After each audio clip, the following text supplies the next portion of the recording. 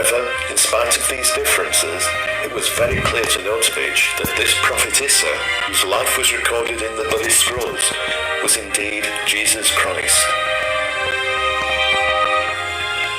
Through these manuscripts, he'd made an extraordinary discovery of what had happened to Jesus during the Gospel's missing years.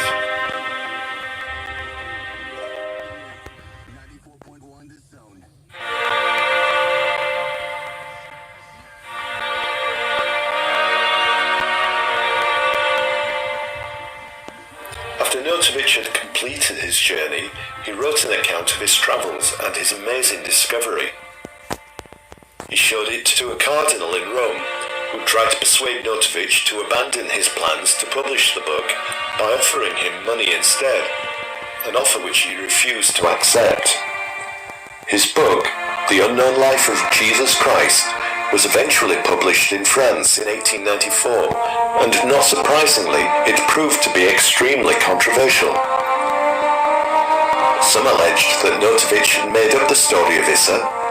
Others claimed that the Buddhist accounts of the life of Jesus couldn't be trusted. And there were even those who claimed that Notovich hadn't travelled to Ladakh and questioned whether there was even a place called Hemis Monastery in the town of Leh. One of the most damning critiques of the book came in an article titled The Alleged Sojourn of Christ in India, written by Professor Max Muller of Oxford University, a renowned scholar with a keen interest in sacred texts from the East. Muller formed an initial impression that the book was a fraud, an impression that appeared to be confirmed when local English officers made on-the-spot inquiries in Ladakh on Muller's behalf. They reported that no Russian by the name of Notovich had passed through Leh, and there was no record of any traveller resting in Hemis Monastery while recovering from a broken leg. Another blow to Notovich's account came in 1896, when James Archibald Douglas, an English professor from the Government College in Agra, travelled to Hemis Monastery in order to check Notovich's claims. According to Douglas, the Chief Lama denied the existence of any manuscripts that mention the name of Issa, either in Hemis or any other Buddhist monastery. He also claimed that during his 15 years as Chief Lama in Hemis, a period which covered Notovich's visit, no one had been allowed to translate any of the monastery's manuscripts. Despite Notovich's robust attempts to defend his integrity, his reputation and the credibility of his book had both been severely damaged. Many years later, however, evidence to support his claims began to emerge when other travellers stayed at Hemis Monastery.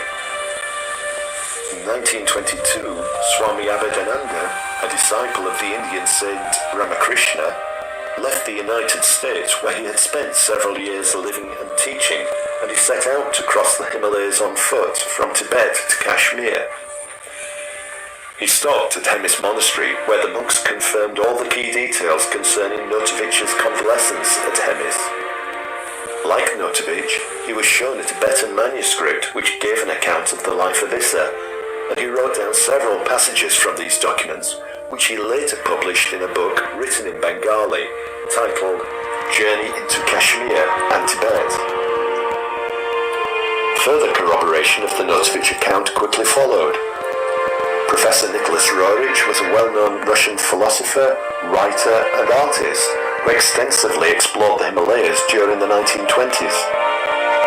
During those travels, he came across the legend of Christ's visit to India on several occasions, and came across trees and ponds where Jesus is said to have stopped to rest during his travels, and a cave where he is believed to have meditated. These legends were confirmed by a Chief Lama at a monastery in Ladakh.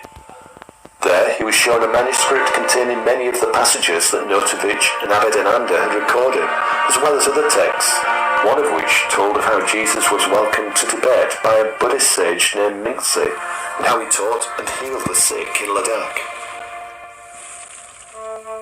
And a third confirmation of the existence of the scrolls came in 1939, when Gloria Gask, who was head of the International Fellowship of Faith, travelled to Tibet to study Buddhism with her friend Elizabeth Kaspari. Their journey took in Hemis Monastery, where they were warmly welcomed. During the course of their stay, the chief librarian brought out 3 parchment books protected between pieces of wood and wrapped in green, red, blue and gold brocade material. With great reverence, the chief librarian unwrapped one of the books and presented it to them, saying, "These books say your Jesus was here." He allowed the 2 astonished ladies to photograph him holding these sacred texts.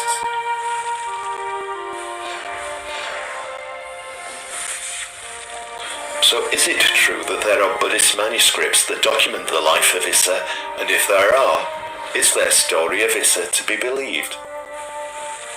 As we've seen, the Gospels don't make any mention of what Jesus did between the ages of 12 and 29, but Christians have always been told that Jesus was a carpenter working in Palestine during those years.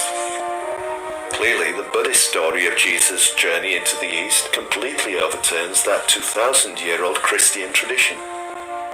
So is it really possible that, unlikely as it may seem, Jesus did indeed travel through Persia, India and Tibet? There are several reasons why we might choose to question this account. Can we be sure that the Buddhist manuscripts definitely exist?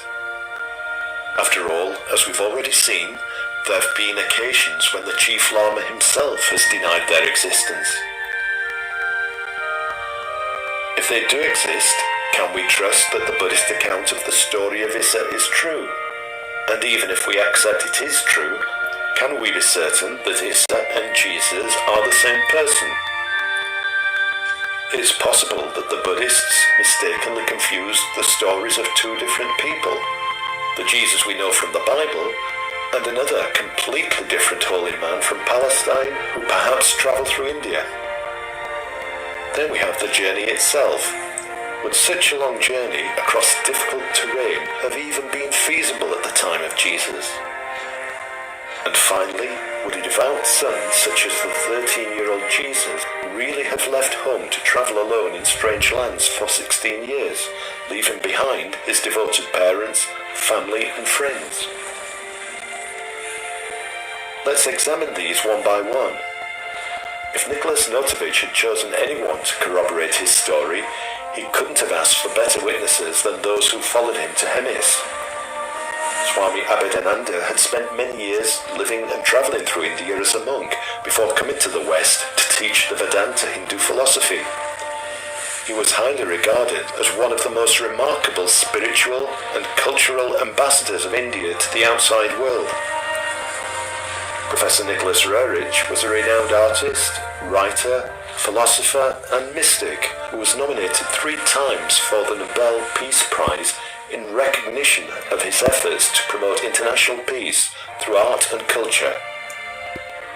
And Gloria Gask was the head of the British branch of the International Fellowship of Faith, an organisation formed to promote an alliance between spiritual seekers, whilst Elizabeth Kaspari founded Montessori schools and training centres throughout the United States. Now, we might not know a great deal about the character and integrity of Nicholas Notovich, but it's clear that those who confirmed his story had impeccable reputations. It's hard to imagine that any one of these people would have made fraudulent claims about seeing the sacred Buddhist manuscripts covering the story of Issa, let alone all of them. It's still intriguing, however, that these later visitors to Hemis should have been shown the Issa manuscripts when attempts by Muller and Douglas to verify their existence were met with firm denials. There are, however, reasons why the monks would have given very different responses.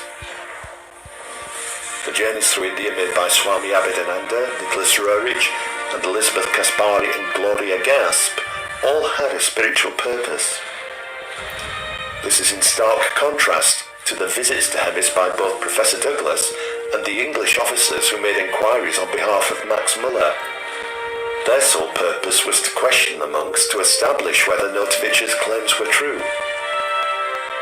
This direct approach wouldn't resonate well with Buddhist monks, who traditionally will test the motives of any questioner before revealing sacred truths. And the fact that these people were also English officials would have only added to their caution. After all, Many of India's greatest treasures had been plundered during the years of British rule, with precious jewels, artworks and cultural artifacts finding their way into British museums, as well as personal collections of the rich and powerful.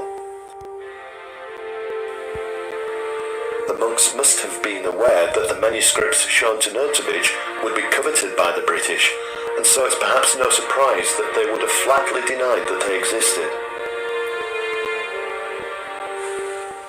So it seems we should accept that the manuscripts do exist, but what about the content?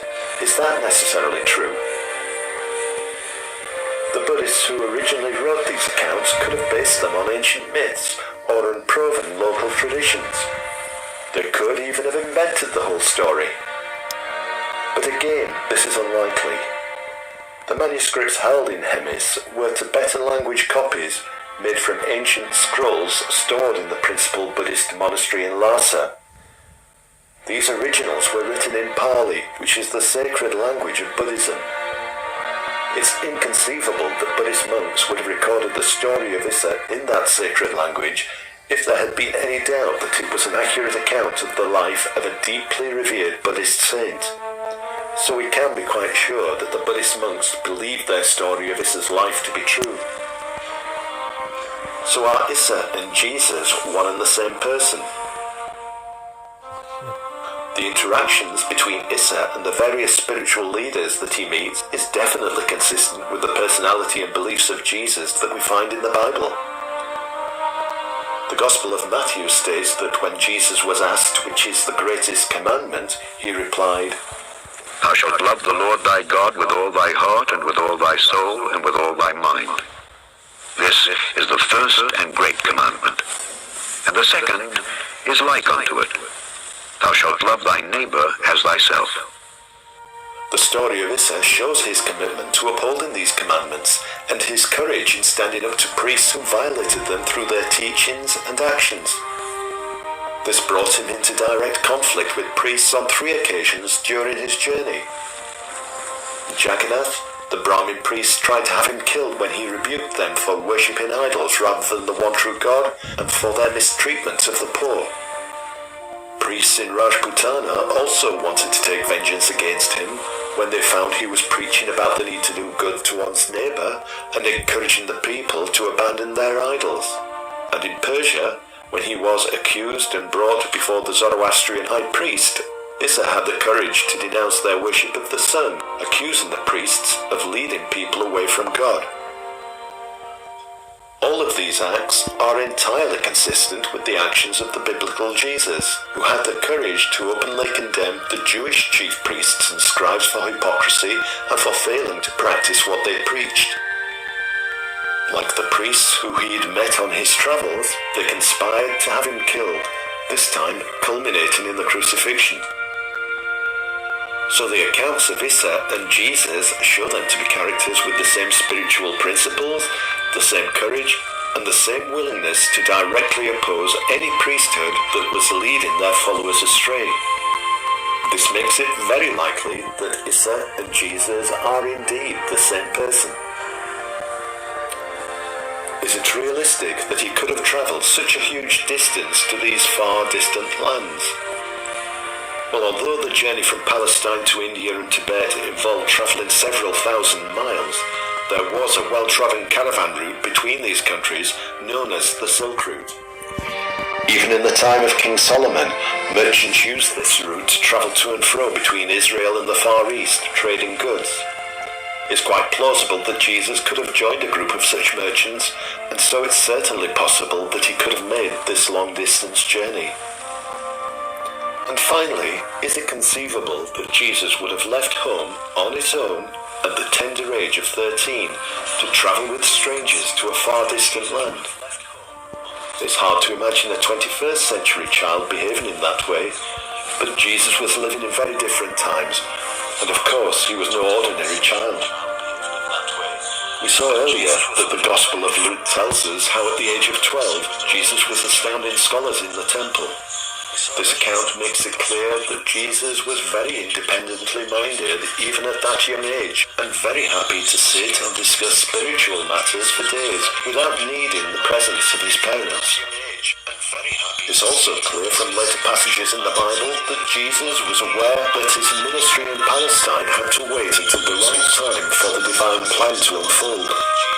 The Gospel of Matthew states how Jesus spoke to the multitudes about John the Baptist, saying, "For this is he of whom it is written, Behold, I send my messenger before thy face, which shall prepare thy way before thee." Similarly, the Gospel of John gives an account of Jesus' first miracle at a wedding in Cana in Galilee, just before the start of his ministry. When his mother Mary told him that the host had run out of wine, Jesus initially responded saying, "Woman, what does this have to do with me? My hour has not yet come." But he then agreed to Mary's request by turning water into wine. Even as a 13-year-old child, Jesus must surely have been aware of the need to allow this divine plan to take its course, that he should keep a low profile until John the Baptist had prepared the way. Only then would it be time for Jesus to begin his ministry. From the Bible, we know that the 12-year-old Jesus had amazed all who had heard him speak with teachers in the Temple of Jerusalem. And from the Buddhist account of his life, we hear how he had already gained the admiration of the local populace to such an extent that noble families were calling on his parents to arrange a marriage for him. There was surely a risk that his reputation may spread even more widely amongst the people that were waiting in expectation for the coming of their Messiah. By travelling far away, he was able to avoid the attention of those in Palestine until the appointed time, whilst immersing himself in other spiritual cultures in order to grow in wisdom and stature and in favour with God and man.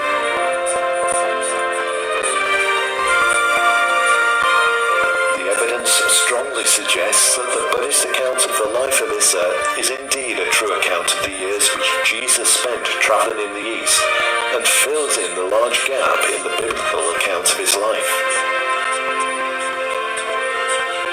But one mystery does remain, however. If this is true, why isn't this story taught to Christians? Catholic children have traditionally been raised to believe that theirs was the only true faith, and that the religions followed in the East were pagan. It clearly would have been impossible for the Church to maintain that position, whilst at the same time teaching that Jesus spent more than half his life living amongst the priests and followers of those religions. And of course, if the Vatican did know about his journey east, there's